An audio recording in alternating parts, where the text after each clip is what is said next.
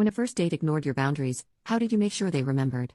When I was 18 years old, 10 years ago, I was doing the online dating thing.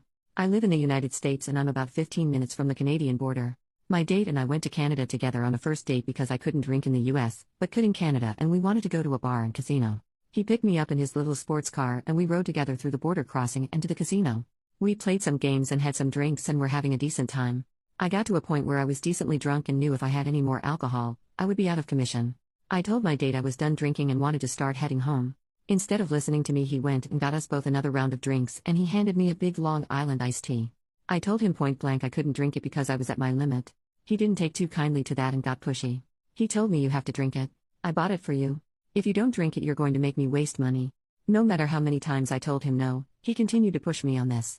I got very frustrated and upset because I was alone with this pushy man in another country and I was very upset with myself for getting into this situation.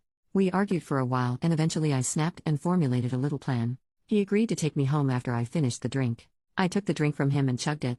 We got into his car and started for the border. It's important to note that this guy was very proud of his car. He spent the whole drive to the border telling me about all the features and how much he loved it. I spent the whole drive ignoring him and focusing on keeping my sick stomach under control.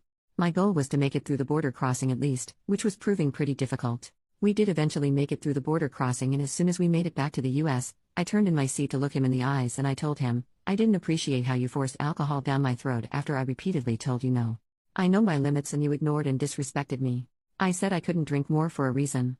Then, while maintaining direct eye contact with him, I started vomiting in his car. I knew this was coming and specifically oriented myself to cause as much damage as possible.